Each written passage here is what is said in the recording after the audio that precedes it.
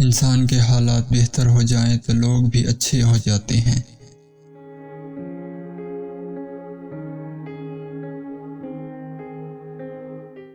دولت پر بھروسہ کبھی نہ کرو، کیونکہ دولت تم کو بستر تو دے سکتی ہے مگر نیند نہیں۔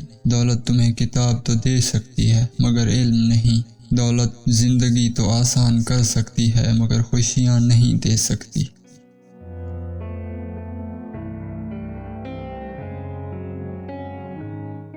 وضو دنیا کا سب سے شاندار بہترین سینیٹائزر ہے اور اس کے ساتھ ساتھ انسان کے گناہ بھی صاف کر دیتا ہے۔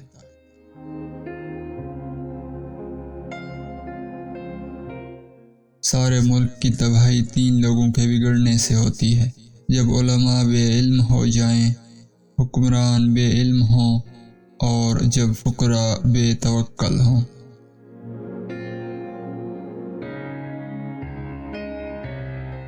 وہ تمہارا مستقبل جس کی وجہ سے تم پریشان رہتے ہو، یہ بھی تو ہو سکتا ہے کہ آپ اس میں ہو ہی نہیں۔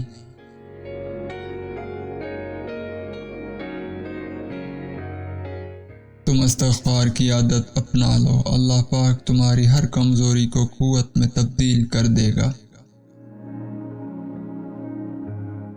انسان جب کوئی گناہ کرتا ہے تو آگے پیچھے دائیں بائیں اچھی طرح دیکھ لیتا ہے، بس اوپر کی جانب نہیں دیکھتا۔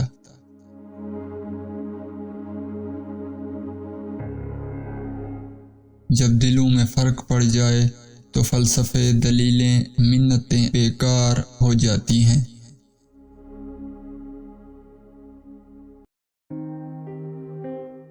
اگر اپنی بات کی قدر کروانی ہے تو طریقے ہیں بات کرنے کے۔ ہمیشہ بات دلیل سے کرو اور ہمیشہ تمیز سے کرو۔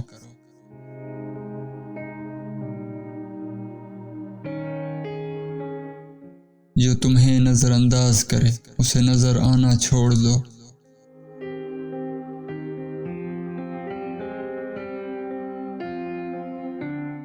زندگی میں تمہارا مشکل وقت ایک بہت بڑا جادوگر ہے جو چند لمحوں میں تمہارے چاہنے والوں کے چہرے بے نقاب کر دیتا ہے۔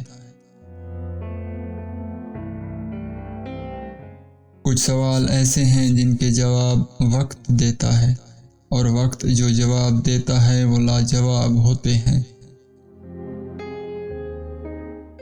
زبان کسی بھی شخص کی اچھی یا بری شخصیت کے راز اگل دیتی ہے۔ لوگوں کی زندگی میں بے جا مداخلت سے آپ کو کچھ بھی نہیں ملنا۔ یاد رکھو آپ کی زندگی میں بہت کچھ ایسا بھی ہے جو صرف آپ کی توجہ کا طلبگار ہے۔ تلخ رویوں اور لوگوں کی باتوں کو پیچھے نہیں چھوڑو گے تو دوبارہ زندگی کی شروعات کیسے ہوگی؟ کبھی انسان کو خود کو بدل لینا چاہیے اور جینے کے طریقے کو بھی یہی بہتر ہے۔ جب کوئی شخص دل دکھاتا ہے تو اکثر میں چپ ہی رہتا ہوں، یہ سوچ کر کہ شاید میرے جواب سے بہتر وقت کا جواب ہوگا۔